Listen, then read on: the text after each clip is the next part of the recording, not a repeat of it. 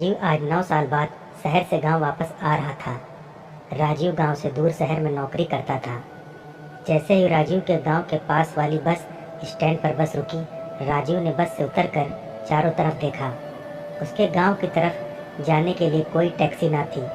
राजीव पैदल ही गांव की तरफ चल दिया। उसके मन में खुशी की ठंडी ठंडी लहरें उठ रही थीं। अपनों से मिलने की खुशी, परिवार वालों से मिलने की खुशी, अपने दोस्तों से मिलने की खुशी और उस धुंधली पड़ चुकी तस्वीर से जो कई सालों से राजू की आंखों में बसी थी, जिससे उसने कई वर्ष पहले शायद प्यार किया था। उसे प्यार कहें या जवानी, राजीव नहीं जानता था। गौरा नाम था उस लड़की का। गधराई जवानी और सुंदर गोल चेहरा, मगर ना राजीव ने उसे कभी पाना चाहा था और ना गौरा ने कभी राजीव को अपना जीवन साथी माना था। बस जवानी के दिन थे और दो प्यासे जवान दिल बहक गए थे। अब तो शायद गौरा की शादी हो चुकी थी या अभी वह कुंवारी ही है, राजीव नहीं जानता था। राजीव इन्हीं ख्यालों में खोया न जाने तब गांव के पास पहुंच गया। राजीव ने देखा सामने पीपल के पेड़ के नीचे एक सफ़ेद साड़ी में लिपटी लड़की बैठी थी। राजीव ने उसका चेहरा ध्यान से देखा। उस चेहरे में वह धुंधली तस्वीर नजर आ रही थी जो राजीव की आंखों में बसी थी। गौरा तुम? राजीव पास पहुंचते बोला। गौरा ने राजीव की तरफ देखा। दोनों आंखों से आंसू बहने लगे। गौरा तुम ऐसे हाल में, और गांव से बाहर क्या है ये सब? राजीव गौरा के पास बैठते बोला। राजीव राजीव, एक आवाज़ पीछे सुनाई दी। राजीव ने पलट कर देखा। उसकी माँ दौड़ी चली आ रही थी। राजीव की माँ ने आकर राजीव को गले लगा लिया। अरे बेटा, तू इस डायन से बात कर रहा है? चल जल्दी, तेरी नज़र कटवानी होगी इस चुड़ैल से। ज़रूर तुझे इस चुड़ैल की नज़र लगी होगी। राजीव की माँ गौरा को खा जाने वाली नज़रों से घूरते हुए बोली। माँ, आप क्या कह रही हो? राजीव माँ की तरफ देखते बोला। हाँ बेटा, ये डायन है, अपने दो दो पतियों को खा गई है। और जल्दी राजीव की माँ ज़बरदस्ती राजीव का हाथ पकड़कर खींचते हुए ले गई। राजीव ने गौरा की तरफ देखा। उसकी आंखों से सिर्फ आंसू बह रहे थे। घर पहुँचते ही राजीव की माँ राजीव को मंदिर ले गई और पुजारी से बोली, पुजारी जी, इसकी नज़र काट दो, उस डायन ने इसे छू लिया है, वो नागिन मरती तक नहीं। माँ, ये क्या डायन डायन लगा रखा है? इंसान कभी डायन नहीं होता, और गौरा तो आपकी अपनी बेटी समान है, वो कैसे डायन हो सकती है? राजीव चिढ़कर बोला। बेटा, तू नहीं जानता, गौरा मनहूस है, डायन है, अपने दो दो पतियों को खा गई है, और जो भी उसका मनहूस चेहरा देख लेता उसका पूरा का पूरा दिन मुसीबतों से गुजरता। भगवान उसकी हाय तुझे न बैठी हो। राजीव पढ़ा लिखा समझदार था। वो इन बातों में विश्वास नहीं रखता था। वह जानता था यह सब गांव वालों का अंधविश्वास है। शाम का समय हो चुका था।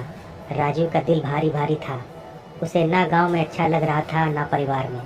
उसकी आंखों में बार बार गौरा का आंसुओं से भरा चेहरा तैर रहा था। राजीव गांव से बाहर उस पीपल के पेड़ के नीचे पहुंचा। गौरा, राजीव गौरा के पास बैठते बोला। राजीव, तुम यहाँ क्यों आए हो? गौरा राजीव की तरफ देखते बोली। गौरा, तूने क्या कर लिया? अपनी ज़िंदगी को पागलों जैसी हालत बना ली। तू तो पढ़ी लिखी समझदार थी, फिर भी। राजीव, सब किस्मत का खेल है। और फिर यह समाज किताबों कहानियों की बातें कब मानता? इनका एक अलग रीति रिवाज है। हम कितने ही समझदार क्यों ना हो, लेकिन समाज और परंपराओं से थोड़ी अकेले लड़ सकते हैं।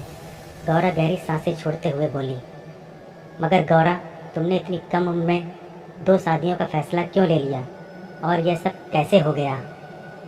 मैं अपने बूढ़े माँ बाप पर बोझ नहीं बनना चाहती, इसलिए खुशी खुशी ससुराल चली गई। मगर राजीव, मेरे सारे सपने टूट कर बिखर चुके थे।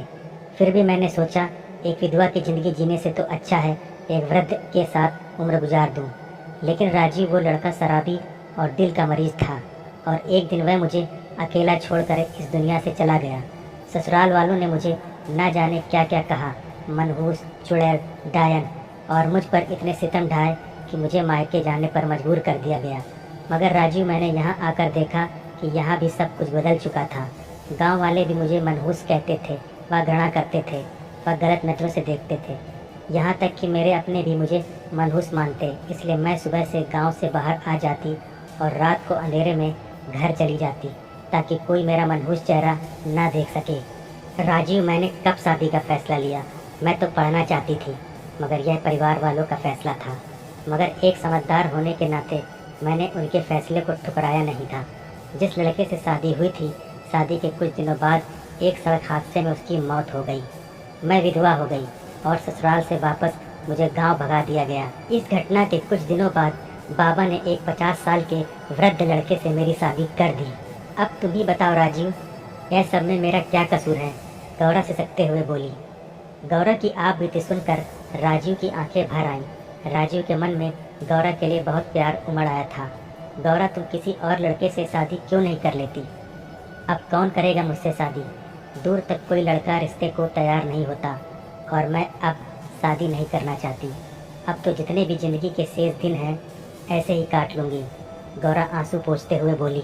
राजीव काफ़ी समय तक गौरा के पास बैठा रहा, फिर घर आ गया। राजीव को समाज से नफरत हो गई थी। यह कैसा समाज है जो 22 साल की मासूम लड़की की 50 साल के बीमार युवक से शादी कर दी और अब उसे विधवा की ज़िंदगी जीने पर मजबूर कर दिया। अभी उसकी सारी उम्र शेष है, ऐसे रो रो कर कब तक जाएगी? जन्म मृत्यु तो भगवान के हाथ में है, इसमें बेचारी गौरा का क्या दोष? औरतों को देवी का रूप होती हैं, फिर वह मासूम मनहूस कैसे हो सकती है? यह हमारा समाज कैसी अंधविश्वास की परंपराओं में गिरा हुआ है। राजीव इन्हीं विचारों में खोया रहता है। और आज 7 दिन बीत चुके थे। राजीव पुनः वापस शहर जा रहा था, मगर उसका दिल रो रहा था। उसके माता पिता उसे गांव के दूसरे रास्ते से बस स्टैंड लाए थे।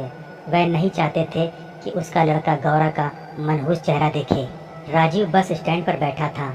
माता पिता वापस गांव लौट चुके थे, मगर राजीव की आंखों में गौरा का चेहरा था और वह दर्द भरे शब्द बार बार कानों में गूंज रहे थे। राजीव वापस गांव की तरफ चल दिया और देखा गौरा घुटनों में सिर झुकाए बैठी थी। वह गौरा के पास गया और बोला, गौरा, मैं वापस शहर जा रहा हूँ और शायद कई सालों बाद वापस आऊँ या ना भी आऊँ, मगर यह मैं तुमसे कुछ पूछने आया। राजीव गौरा के सामने खड़ा होकर बोला। गौरा राजीव को सवालिया नज़र से देख रही थी। गौरा, क्या तुम मुझसे शादी करेगी? गौरा राजीव को आश्चर्य से देखे जा रही थी, पर आंखों में आंसू झलकने लगे। अगर तुम्हें लगता है मेरे साथ तुम खुश रह सकती हो तो तुम्हारे लिए एक नई सुबह इंतजार कर रही है। आओ गौरा, तुम्हारे लिए मेरे दिल में बहुत प्यार है। गौरा एक पल राजीव को देखती रही और राजीव की बाहों में समा गई और राजीव ने भी गौरा के गदराए शरीर को अपनी बाहों में कसकर जकड़ लिया और एक दूसरे को चूमने लगे और फिर दोनों एक नई मंजिल की तरफ निकल गए।